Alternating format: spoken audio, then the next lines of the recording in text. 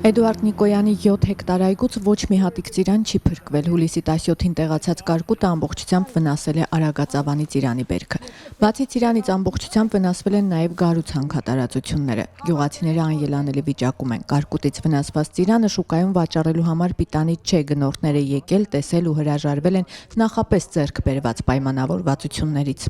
Ամբողջությամբ սաղ բերքը վնասված է, մի հատ քաղելու ծիրան չկա, որ ասենք մարդիկ գան, քաղեն տանեն։ Էսի տոննաներով ապրանք կար, ստեղ կարկուտն եկավ մի անգամից քրծակ, ես տարավ,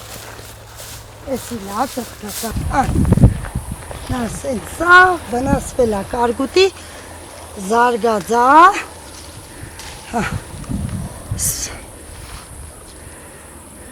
Տենց 4-ի մոտ 3.5-4-ի յաներն էր, եկավ կարկուտը սաղ սրպեց, լծեց տագով մեկ, ինչ է վրեն մնաց, սաղ խպեց։ Առաջի օրներ, որ սկսել եք բերքը։ Նիկոյան 4 եղբայրները այս տարածքում ընդհանուր 28 հեկտար ծիրանի, սալորի և դեղցի այգի ունեն։ Ամբողջ բերքը 100%-ով կարկուտը վնասել է, ասում է Վանիկ Նիկոյանը և ցույց տալիս վնասված պտուղները։ Սաղան սխպած է, սալամատ ոչ մի բան չկա, որ ուզում է քաղաքն է։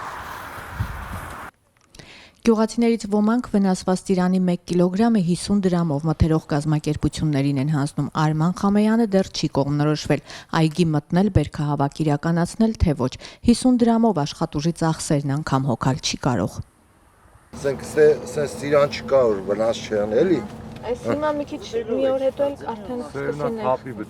է։ Սենք մի հատ ծիրան չկա, որ սենք վնաս չեն։ Խնդրում են կառավարությունից գոնե 100 դրամով աջակցեն այդ վերմուտը տանք, բրզենք թե չէ 50 դրամը, 40 դրամը, սենք հավաքողի փող չի ելնում։ Թե չէ սենց է թողանք սաղ մկները ծառները կուտեն էլ գալող տարի վաբշե ծառը առանձին է ու դեմ։ Ասած մի հատ նորմալ բերք չկա, մանավանդ դե սենց նայում ես ուրիշ էլի, գոնե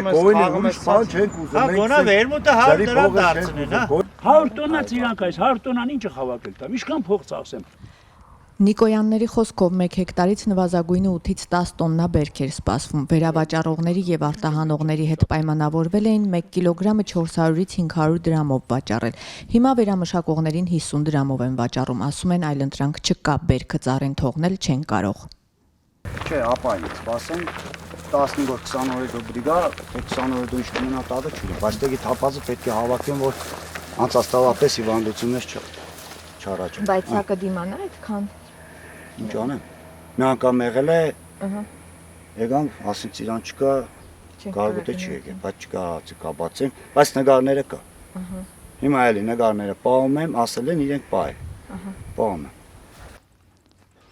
Գյուղացիների մեծ մասը գյուղատնտեսության ապահովագրության պայմանագրեր են կնքել FS ապահովագրական ընկերության հետ։ Կարկուտից հետո զանգահարել են ընկերության թեժ գիծ, խնդրել այցելել և արձանագրել կրած վնասը։ Պատասխանը զարմացրել է նրանց։